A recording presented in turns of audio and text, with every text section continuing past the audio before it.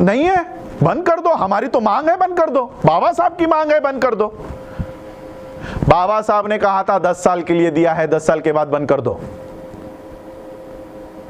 बाबा साहब ने 10 साल का पॉलिटिकल रिजर्वेशन कहा था। बाबा साहब ने कहा था ये जाने वाला, इसके पीछे मत लगो। क्यों सरकार इसको हर 10 साल के बाद बढ़ाती है? एक तरफ हमारा एजुकेशनल रिजर्वेशन बंद करवा रहे हो, एक तरफ हमारा सर्विस वाला रिजर्वेशन बंद करवा रहे हो, लेकिन पॉलिटिकल रिजर्वेशन बढ़ाते जा रहे हो। क्यों?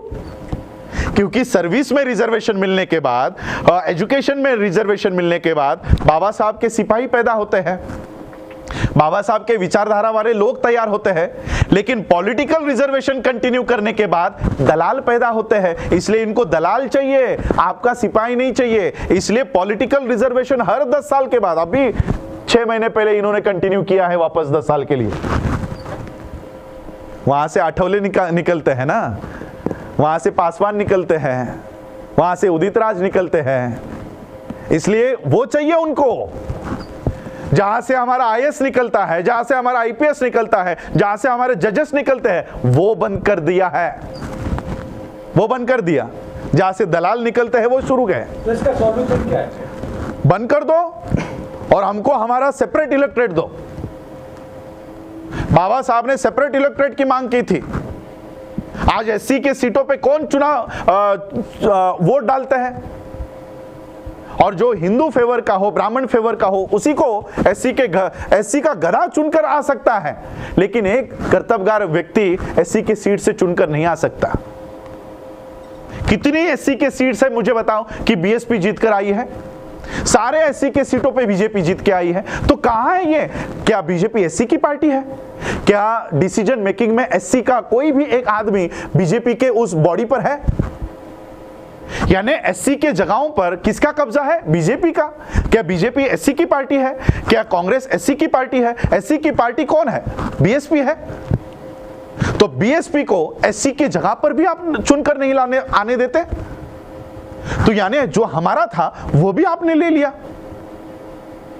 बीएसपी हमारी पार्टी है, वहां से तो एससी के कैंडिडेट्स को चुनकर आने देना चाहिए था, वहां से भी बीएसपी को निकाल दिया।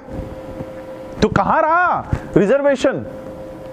हमारा ये रिजर्वेशन नहीं है, रिप्रेजेंटेशन है। मुझे बताओ उस संसद में एससी का प्रतिनिधित्व कौन कर रहा है? मुझे बताओ। रिजर्वेशन छोड़ दो कि 30 सीटें आपके लिए रिजर्व है, रिजर्वेशन छोड़ दो, रिप्रेजेंटेशन की बात करो। कितने लोग एससी के ऊपर अन्याय हुआ, किसने इस्तीफा दिया? प्रतिनिधि कौन है हमारा प्रतिनिधि? अगर हमको प्रतिनिधि रास्तों के ऊपर ही चुनना है, देखो मैं आज आप लोगों के माध्यम से इस देश के प्रधानमंत्री को चेतावनी देना चाहता हूं। मैं अपने शब्दों को पूरी तरह से होश हवास में इस्तेमाल कर रहा हूं। मैं इस देश के प्रधानमंत्री को चेतावनी देना चाहता हूं, आप संसद में बहुमत में होंगे, आप राज्यसभा में बहुमत में होंगे, लेकिन देश में हम बहुमत में हैं। देश में हमारी संख्या ज्यादा है। अगर इस देश के संविधान को उसके साथ खिलवाड़ करने की कोशिश की, एक भी एमएलए और एक भी एमपी को रास्तों के ऊपर घूमने नहीं देंगे। ये वो दलाल है जो हमारी बात करने के लिए अंदर भेजा है, वो चुप बैठा है। लेकिन हम बाबा साहब के संविधान को मानने वाले लोग हैं। इसलिए मैं मोदी जी को बोलना चाहता हूं कि ऐसे नौबत पर हमको उतरने के लिए मत दीजिए। इस देश के मार्शल हम लोग हैं। मैं मिलिट्री के खानदान से हूं। इस देश की सुरक्षा करने के लिए हमारे लोगों ने अपनी जान दे दी है। सोचो संविधान की सुरक्षा के लिए क्या कर सकते हैं। और इसलिए मैं आज आप लोगों के माध्यम से इनको बताना चाहता हूं। आप अगर ये सोच रहे होंगे कि आज हम लोग मेजॉरिटी में हैं, कुछ भी कर लेंगे, राज्यसभा में कोई भी बिल पास कर लेंगे, रास्तों के ऊपर उतरने नहीं देंगे, संसद के बाहर आने नहीं देंगे, बैठो 365 डेज अंदर ही, बिना पानी के और बिना अन्न के अंदर। अगर संसद के अंदर इस तरह से खिलवाड़ होता है, संसद के बाहर गिरने नहीं देंगे। घरों के अंदर होंगे तो घरों के बाहर आने नहीं देंगे, घर के बाहर होंगे घर के अंदर जाने नहीं देंगे।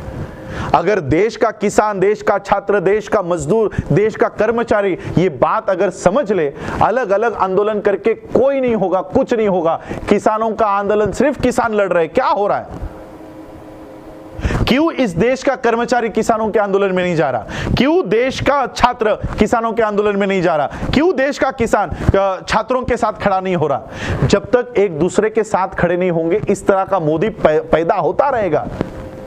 ये हमारे इनएफिशिएंसी का रिजल्ट है नरेंद्र मोदी। हम लोगों ने विश्वास रख के आंख बंद करके सोचा कि ये लोग कुछ अच्छा करेंगे, इसलिए इनको इनके हाथ में सत्ता दे दी। इस गलत फहमी का नतीजा ये लोग हैं, और इसलिए हम लोगों को एक होकर किसान, छात्र, कर्मचारी, ये अलग अलग नहीं, अब देश के लोग, we the people of India, हम भारत के लोग, इस बैनर के नीचे हमको एक होना होगा। एससी, एसटी, ओबीसी और किसानों को तो मैं पहला बताना चाहता हूं कि किसानों के जितने भी रिप्रेजेंटेटिव आप लोगों ने भेजे हैं, आपको मोदी को सवाल नहीं पूछना है मोदी कौन होता है। हमने उसको नहीं चुना है, हमने मोदी को चुना ही नहीं है। ये तो ईवीएम ने चुना हुआ आदमी है, बैठा हुआ है। हमने जिसको वोट किया है उसने अगर हमारे अधिकार छीने हैं तो ऐसे एससी, एसटी, ओबीसी के सांसद के साथ अभी हमको व्यवहार करना चाहिए। ये एक लाइन संसद में लिखकर हमारे जीवन भर के अधिकार को मिटा रहे हैं। जीवन भर के अधिकारों को, ये अधिकार हमको ऐसे ही नहीं मिले हैं। 4 पीढ़ियां हमारी जाया गई है इस आंदोलन के लिए। आज जो सांस हम लोग ले रहे हैं 2020 में, इसके लिए मेरे पिछले 3 पीढ़ियों ने योगदान दिया है। अगर आज हमने ये नहीं बचाया तो हमारे अगले पीढ़ियों को ना तो नौकरियां रहेंगी, ना तो एजुकेशन रहेगा, और ना ही सेफ्टी रहेगी। बाबा साहब इनको सांसद नहीं कहते, बाबा साहब इनको एजेंट कहते हैं कि ऐसे लोगों को वहां पर बिठाया दिया गया है जो आज एससी के ऊपर अत्याचार भी हो ना तो उसके ऊपर आवाज तक नहीं उठाते। ये सिर्फ पार्टी के इशारों के ऊपर काम करते हैं। मोदी ने वहां से आंखें ऊंची कर दी तो यहां पर ये चुप हो जाते हैं। ये ऐसे लोग अंदर बैठे हुए हैं। आज राज्यसभा में वो पायल नाम की कोई एक्ट्रेस है, उसके ऊपर बलात्कार हुआ है या नहीं हुआ है, उसके लिए राज्यसभा में बैठा हुआ आदमी जो शेड्यूल कास्ट का होने का दावा करता है, वो गवर्नर को मिलने जाता है।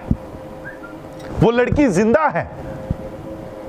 आज पायल, हमारी मनीषा की हत्या हो जाती है, गैंगरेप हो जाता है, उसकी बॉडी को जलाया जाता है। क्यों? इस गवर्नर को मिलने की आप में हिम्मत नहीं है?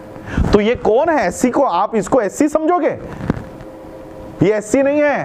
तो ये की क्या जरूरत है? नहीं है, बंद कर दो। हमारी तो मांग है, बंद कर दो। बाबा साहब की मांग है, बंद कर दो। बाबा साहब ने कहा था 10 साल के लिए दिया है, 10 साल के बाद बंद कर दो।